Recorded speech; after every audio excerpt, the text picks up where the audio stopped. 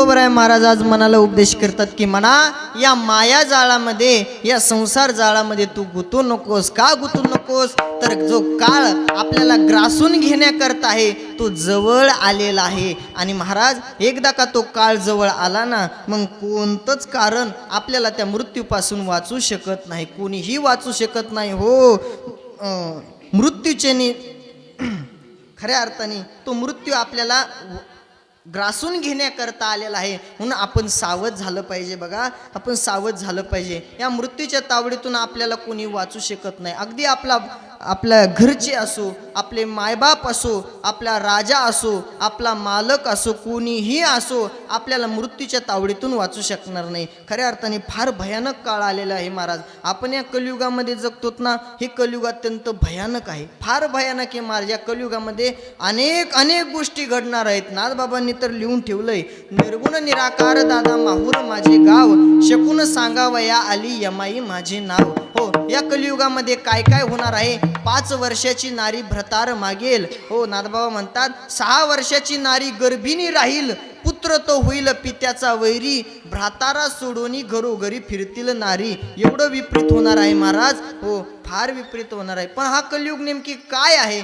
या कलियुगाचे नेमकी नियम काय आहेत हे आपल्याला माहीत असले पाहिजे. म्हणून चालता चालता फार कलियुगाचे नियम काय आहे ते तुम्हाला सांगून जातो. ज्यावेळेस द्वापारयुग संपत होतं, द्वापारयुग संपत असताना पांडवांनी अर्जुनाला काही प्रश्न विचारले की देवा, आता द्वापारयुग संपल्यानंतर कलियुग सुरू होणार आहे, नेमकी या कलियुगाचे नियम काय आहेत? त्यावेळेस भगवंतांनी काही नियम सांगायला सुरुवात केली. भगवंतांनी काय केलं? 4 दिशेला 4 बाण मारले. 4 दिशेला 4 बाण मारल्याबरोबर पांडवांना ते बाण आणायचे सांगितले. पहिल्या दिशेला गेला नकुल, दुसऱ्या दिशेला गेला सहदेव, तिसऱ्या दिशेला गेला अर्जुन आणि चौथ्या दिशेला गेला भीम. ऐका, नकुल ज्या दिशेला गेला होता, नकुलाने पाहिलं की एक गावरान गाय आपल्या वासराला चाटत होती. माय ती इतकं चाटत होती की चाटता चाटता त्या वासराच्या अंगावरती कातड सुद्धा शिल्लक राहिलं नाही, इतकं चाटत होती.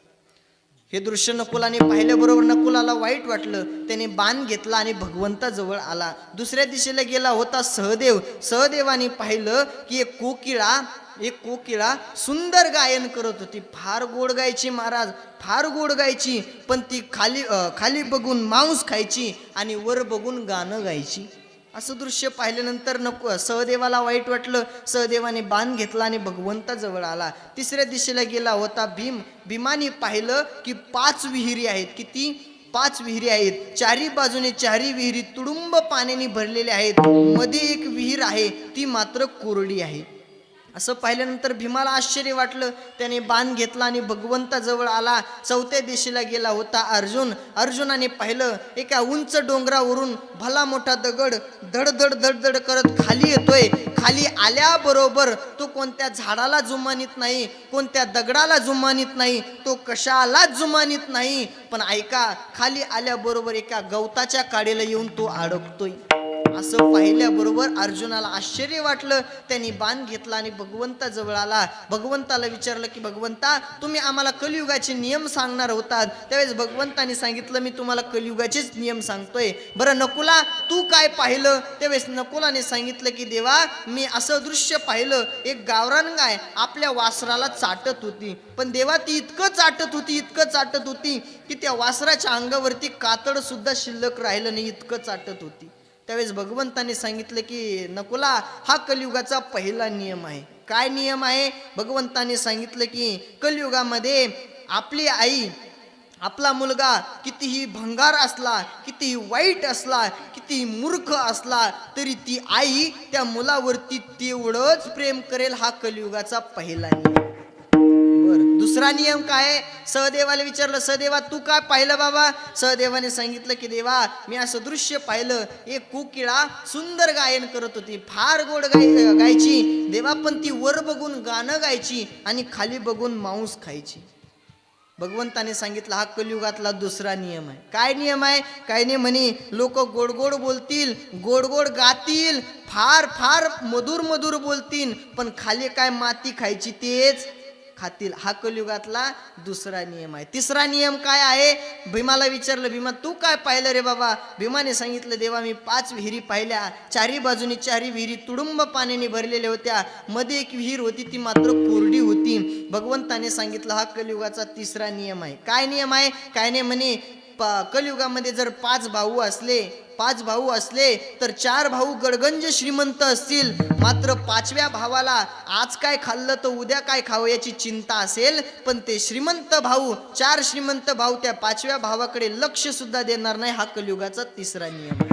बरं, कलियुगाचा चौथा नियम काय आहे? तर भगवंताने सांगितलं, अर्जुनाला विचारा, अर्जुना तू काय पाहिलं बाबा?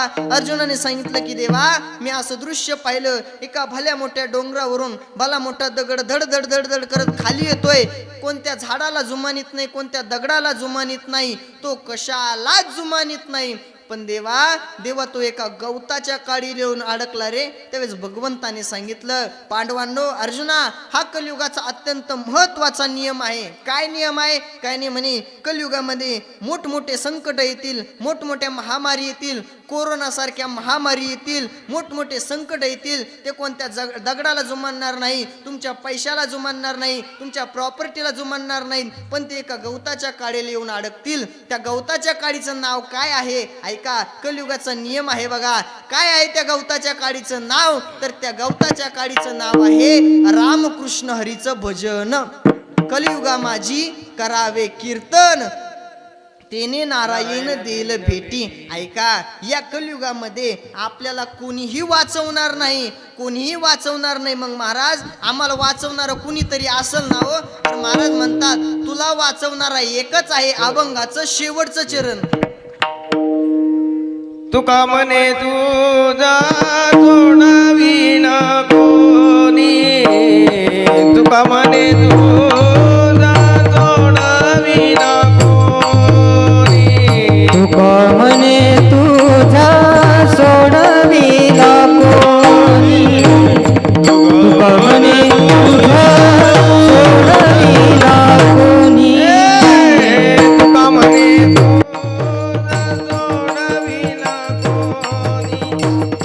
तुका म्हणे तुझा सोडावी ना कोणी.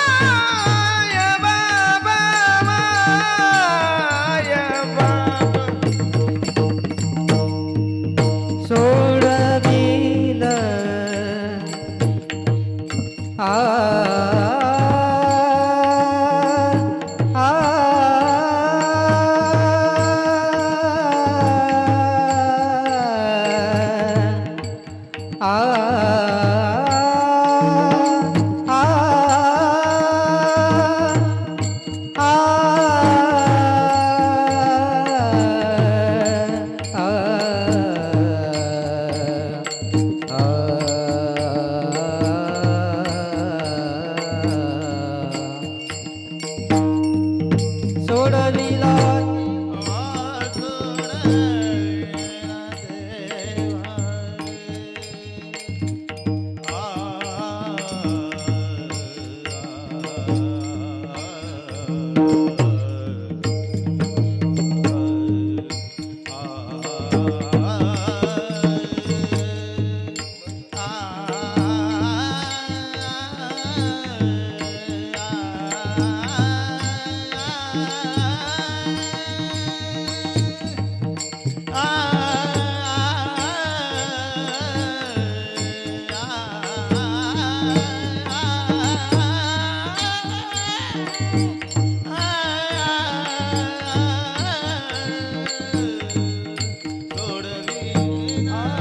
सोडविला तेव्हा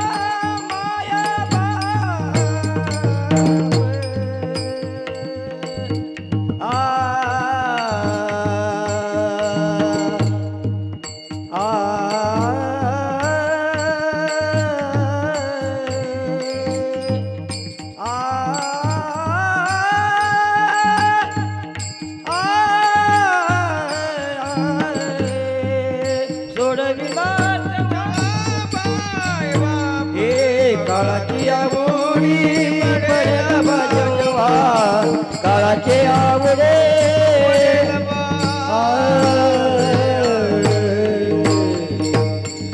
बार कुमार डोबार कुमार बार कुमार डोबार कुमार बार कुमाई डोबार कुमार बार डोबार कुमार कुमाई डोबार कुमार बार कुमाई डोबार कुमार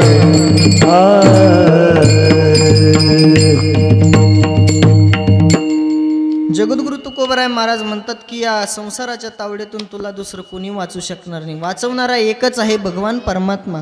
म्हणून आपण संसाराच्या मायाजाळामध्ये न गुंतता आपण भगवंताला शरण गेलं पाहिजे. म्हणून शरण जावे. ऐका, आपण भगवंताला शरण गेलं पाहिजे, भगवंताच्या सानिध्यामध्ये गेलं पाहिजे. सत्य कर्माला आपण साह्य झालं पाहिजे. तुका म्हणे सत्य कर्मा व्हावे साह्य घातली या भय नरका जाणी.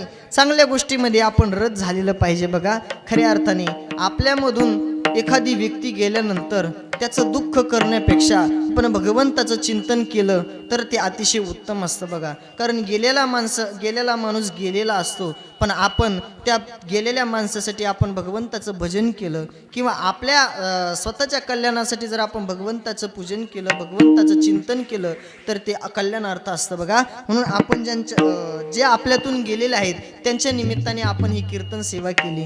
खऱ्या अर्थाने आज दादा आपल्यातून गेलेले आहेत, पण ते गेल्यानंतर त्यांच्या आईला, त्यांच्या वडिलाला, त्यांच्या बहिणीला, त्यांच्या भावाला जे दुःख झालेलं असतं ना, ते दुःख कुणी समजू शकत नाही महाराज. खऱ्या अर्थाने आईचं दुःख काही वेगळं असतं, बापाचं दुःख काही वेगळं असतं. खऱ्या अर्थाने आपण जिवंत असताना आपला मुलगा जाणं हे फार मोठं दुःख असतं. बघा, फार मोठं दुःख असतं.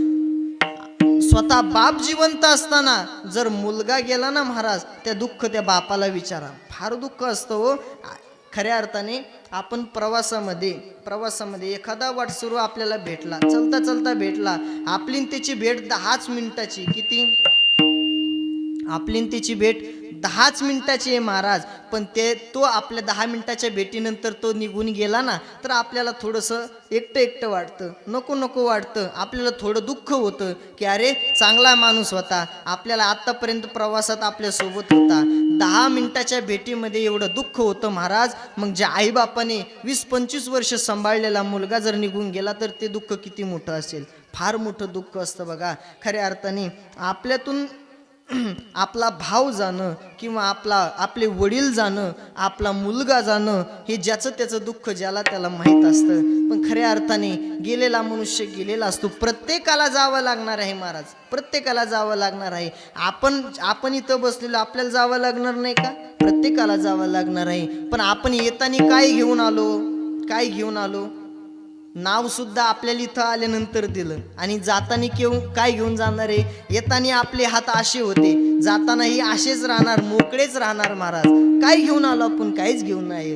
काहीच नाही आणि घेऊन सुद्धा काही जाणार नाही. फक्त आपण एक गोष्ट घेऊन जाणार, आपण केलेलं चांगलं कर्म, आपण कमवलेलं पुण्य पाप एवढंच आपण घेऊन जाणार आहोत. आपली संपत्ती, आपले पाहुणे, आपले संबंधी हे सगळे इथंच राहणार आहेत महाराज. आपल्याला आपलं नातं सुद्धा आपण घेऊन जाणार नाही, काहीच घेऊन जाणार नाही. म्हणून जगत असताना आपलं जीवन हे थोडं तरी परमार्थात असलं पाहिजे, चांगल्या कार्यात असलं पाहिजे. खऱ्या अर्थाने आपण जीवन जगत असताना किमान आपल्या मनाला तरी वाटलं पाहिजे की आपण चांगलं वागतोत म्हणून. लोकांना नका का वाटाना महाराज, पण आपल्या मनाला देखील वाटलं पाहिजे की आपण चांगलं वागतो महाराज. लोकांचं काय हो, लोकाला आपण कसंही वागलं तरी त्यांना वाईटच वाटतं. ते कशीही वागलं तरी नावच ठेवतात. आपण चांगलं केलं तरी लोक नाव ठेवतात, आपण वाईट केलं तरी लोक नाव ठेवतात. आपण कितीही चांगलं वागा, लोकाला त्याचं काही घेणं देणं नाही महाराज. हो, काही घेणं देणं नाही. म्हणून आपल्या मनाला कसं वाटतंय, नवे नवे आपल्या मनाला नाही, आपल्या देवाला कसं वाटेल याचा आपण विचार करून जगलं पाहिजे. थोडा तरी आपण विचार केला पाहिजे की आपण असं वागल्यानंतर भगवंताला काय वाटेल, साधू संतांना काय वाटेल, सद्गुरू विश्वासानंद बाबांना काय वाटेल याचा आपण विचार करून जगलं पाहिजे. खऱ्या अर्थाने आपल्या मनाला वाटलं की असं करावं, तिथं जर योग्य असेल तर आपण केलं पाहिजे. काय काय लोकांना काय असतं, हळूच हळूच कोणाची तरी खोडी करणं, हळूच एखाद्याला त्रास देणं. पण एक सांगू, आपण सगळे आहोत ना भगवंताचा अंश आहोत. आपण सगळे भगवंताचा अंश आहोत. विष्णुमय जग हे पूर्ण काय आहे, भगवंताचे अंश आहे. ममैव अंश जीवलोके. मग आपण एखाद्याला त्रास दिला, आपण एखाद्याला त्रास दिला तर तो त्याला त्रास होत नाही, तो त्रास भगवंताला होत असतो. कोणाही जीवाचा न घडो मत्सर, म्हणून कोणत्याही जीवाचा आपल्याकडून मत्सर घडू नये. सगळ्यांशी प्रामाणिक वागलं पाहिजे. खऱ्या अर्थाने एक सांगू का तुम्हाला, आपण या संसार जाळामध्ये राहतो. हा संसार खोटा आहे. कसा आहे, कसा आहे, तुम्हाला कसा वाटतो हा संसार? खरा वाटतो का खोटा वाटतो? हा संसार कसा आहे? हा, लटिका व्यवहार सर्व हा संसार, किंवा ब्रह्म सत्य आणि जगन मिथ्या. आता मला सांगा, हा संसार कसा आहे? खोटा आहे, बरोबर. आता तुम्ही दिलेलं उत्तर खरं आहे का खोटं आहे? तुम्ही काय म्हटले, हा संसार खोटा आहे, बरोबर. खोटाच आहे ना. आता तुम्ही दिलेलं उत्तर खरं आहे का खोटं आहे? सांगा. थोडं झालंय आपलं कीर्तन, थोडी गंमत म्हणून. संसार खोटा आहे असं तुम्ही उत्तर दिलं, मग दिलेलं उत्तर खरं आहे का खोटं आहे? कसं आहे? खरं आहे. महाराज ऐका, खोटं खरं वाटणं यालाच संसार म्हणतात. खोटं सुद्धा काय झालं, खोटं खरं वाटणं याला काय म्हणतात? संसार. अशा खोट्या संसारामध्ये आपण जगतो, या मायाजाळामध्ये आपण अडकलेलो आहोत. खऱ्या अर्थाने याच्यातून बाहेर पडणं, याच्यातून बाहेर कसं पडायचं? मग याच्यातून आता लोक सांगतात की संसारातून बाहेर पडा, संसारातून. पण या संसारातून बाहेर कसं पडायचं? खऱ्या अर्थाने ही मृत्यू संसार जो आहे याच्यातून बाहेर पडण्याकरता अगोदर आपल्याला मोक्ष मिळवावा लागतो. ज्या दिवशी आपल्याला मोक्ष मिळेल त्यावेळेस आपण या संसारातून बाहेर पडन. कारण संसार म्हणजे काय? ज्ञानोबरा या संसाराची व्याख्या करतात, आगा उपजणे आणि निमणे हे साचची जे का मानणे, मा जीवलोको मी म्हणे संसारू हन. उपजणे आणि निमणे म्हणजे जन्मणे आणि मरणे, या जन्म मृत्यूच्या फेऱ्याला सत्य समजणे याला काय म्हणतात? संसार.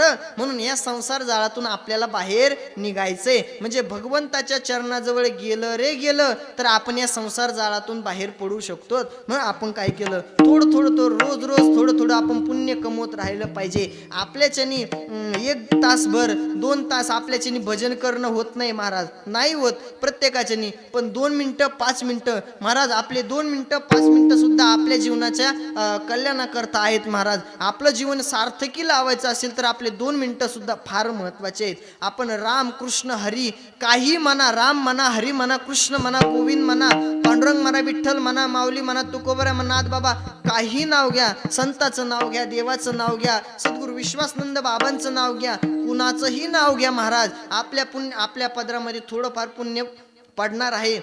म्हणून आपण थोडं तिळ पुण्य साचा पडे असं थोडं रोज थोडं पुण्य कमवलं. एक दिवस लोक म्हणतात, आमचे महाराज मंडळी सांगतात की अंतकाळाच्या वेळेला जर भगवंताचं नाव आलं तर आपल्याला मोक्ष भेटतो किंवा आपला उद्धार होतो. पण एक सांगू महाराज, आपण आयुष्यभर भगवंताचं नाव घेतलं नाही आणि अंतकाळाला आपल्याला भगवंताचं नाव येईन का हो?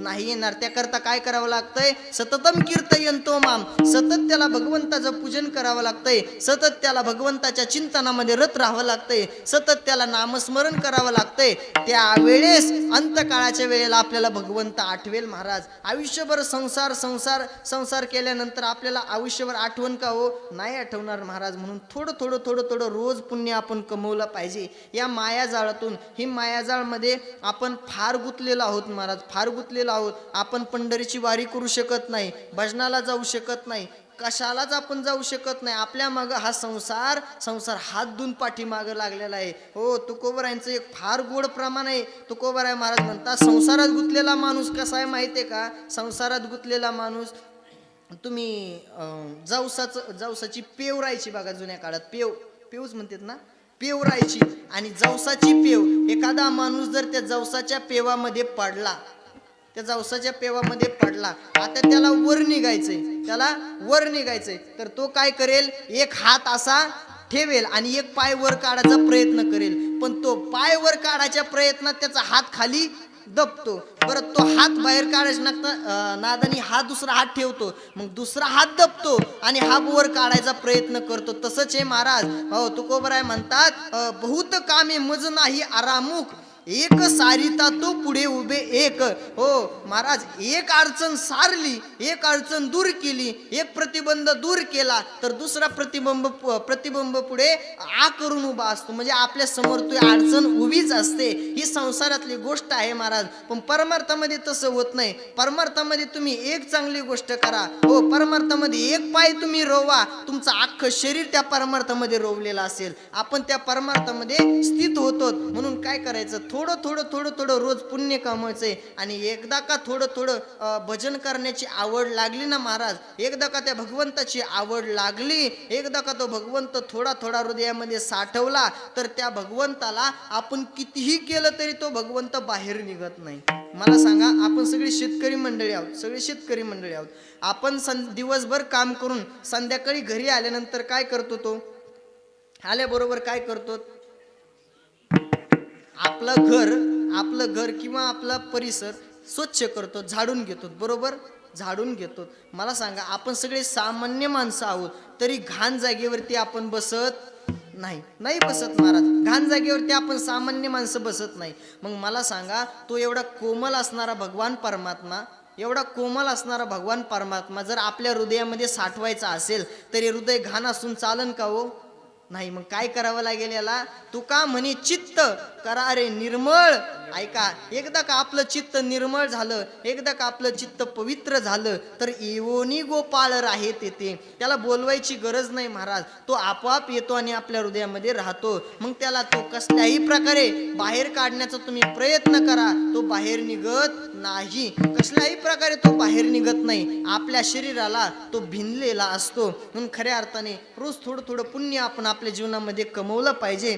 खऱ्या अर्थाने आज जे आपल्यामधून गेलेले आहेत, ज्ञानेश्वर परमेश्वर तांबे दादा, खऱ्या अर्थाने आज 12 वाजता आज त्यांचा निकाल लागला असेल. ते यम दरबारामध्ये उभे असतील, त्यांच्या हातामध्ये 2 पिशव्या असतील, पुण्याची आणि पापाची. खऱ्या अर्थाने यम देवता त्यांना बोलवत असतील आणि सांगत असतील की दादा, तुमच्या वर्षश्राद्धाच्या निमित्ताने आज तुमच्या भावाने, तुमच्या वडिलांनी आज तुमच्या वर्षश्राद्धाच्या निमित्ताने कीर्तनाचा कार्यक्रम आयोजित केलेला आहे. खऱ्या अर्थाने तुम्ही फार पुण्यवान माणसं आहात. खऱ्या अर्थाने आपण जीवनभर एक सांगू, आपण अंतकरणातून जे वागलोय, अंतरीची घेतो गोडी आणि देव अंतरातला आपलं घेत असतोय. एखाद्याचं अंतकरण फार पवित्र असतं महाराज. लोक सांगतात की महाराज, तो एवढा भजन पूजन करतोय, पण त्याचा तो फार वाईट आहे हो. भजन करतोय पण फार वाईट आहे.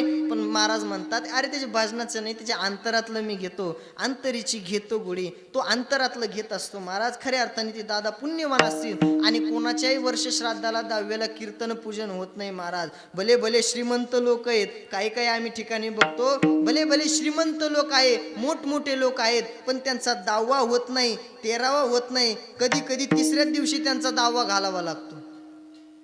3ऱ्या दिवशी त्यांचा 10वा घालावा लागतो. त्यांचे नंतरची जी माणसं असतात, त्यांचे मुलं बाळं हे त्यांची दहावे घालत नाही, श्राद्ध घालत नाही. पण आज खऱ्या अर्थाने ज्ञानेश्वर दादाच्या वर्षश्राद्धानिमित्त त्यांच्या बंधूंनी, वडिलांनी, योगेश दादांनी त्यांनी मिळून हा कार्यक्रम आयोजित केला. खऱ्या अर्थाने त्यांना धन्यवाद देतो आणि आपल्या सगळ्यांच्या वतीने खऱ्या अर्थाने त्या दादांना आज त्या ठिकाणी आपल्या या संसार जाळामध्ये भगवंताला एक प्रार्थना करू की देवा, हा संसार फार दुःखी आहे, परत त्यांना या संसारामध्ये पाठवू नको. त्यांना तुझ्या चरणावरती जागा दे आणि त्यांचं जीवन कृतार्थ हो, अशी सगळ्यांच्या वतीने त्यांना भावपूर्ण श्रद्धांजली देतो आणि माझी सेवा संपली असं जाहीर करतो. ज्ञानेश्वर माऊली ज्ञानराज माऊली तुकाराम. ज्ञानेश्वर माऊली ज्ञानराज माऊली तुकाराम. ज्ञानेश्वर माऊली ज्ञानराज माऊली तुकाराम. ज्ञानेश्वर माऊली ज्ञानराज माऊली तुकाराम. विठ्ठल जय. झालेली सेवा माऊली महाविष्णू ज्ञानोबराय स्वानंद सुख निवासी सद्गुरू विश्वासनंद बाबा आदी करून सकल संतांच्या चरणावरती माझी सेवा समर्पित